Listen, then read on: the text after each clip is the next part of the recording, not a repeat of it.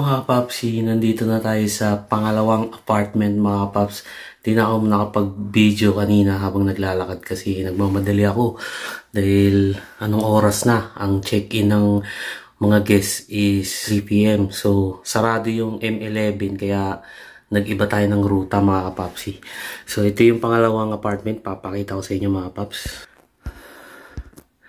So ito naman yung lilinisan natin. Medyo malinis yung gumamit dito mga papsi. So konting mekos-mekos na lang. Ayan, magbabacuum lang ako mga paps. Ito yung CR niya mga papsi. Ayan. So umpisa na natin kasi meron pa tayong dalawang apartment na lilinisan. So dito lang yun, maglalakad lang. Di ko na kailangan sumakay. Lalakarin lang natin. Siguro siguro mga 15 minutes to walk mga papsi. So umpisa na natin, let's go. Siyempre una kong gagawin uli mga papsi katulad sa unang apartment, higaan uli mga papsi.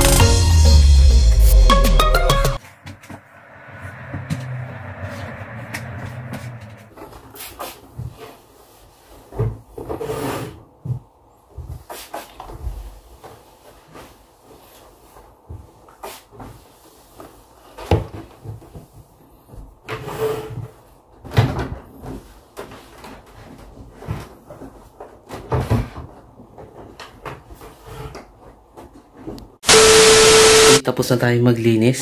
Naayos na natin mga paps. Higaan nila. Ayan mga paps, naayos ko na rin yung higaan. Ayan, ganito lang kasimple mga paps. Ayan, ito na yung CR nila. Medyo okay na. So, may mag-check-in na dito mga papsi. Ayan. Katas nito, maglalakad na naman tayo. Siguro mga 15 minutes na naman mga papsi. Pupunta na naman tayo sa pangatlong apartment mga paps. Ayan, nagsabay kasi ngayong araw yung 4 na apartment na hawak ko. So, kailangan medyo mabilis tayo. Pero syempre yung malinis naman yung datingan. Yung dating na natin. So, 2 na lang mga paps. Maglalakad na tayo. So, iwanan natin to. Okay na to mga paps.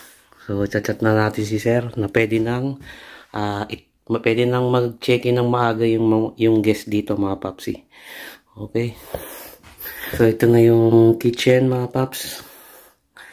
Ayan. So, may dala akong bedsheet tsaka punda dahil naubusan tayo doon sa kabilang apartment. Di pa tayo nakapaglaba. So, okay. So, punta na tayo sa pangatlong apartment. Let's go!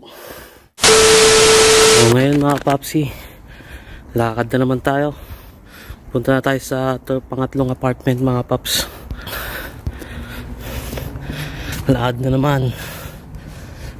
So 15 minutes yung mula dito hanggang sa pangatlong apartment. Lalakarin natin mga paps. So ayan mga papsi, lakad na.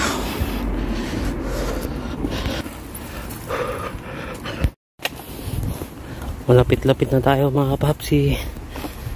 Konting lakad na lang. So yun o. Yung building na yun mga papsi. Yun na yung pangatlong apartment. Hindi na lang.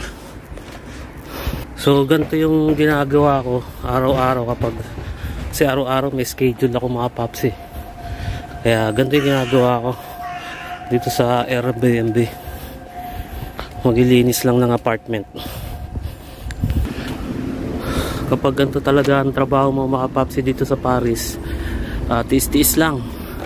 Mahalaga may trabaho mga papsi, kaysa tumambay tayo, di ba? So tiis-tiis lang, tsaga-tsaga, ipon. Yan mga paps, makakaraos din tayo. So yung kulay green na gate na yan mga paps, yan yung pangatlong apartment na lilinisan ko.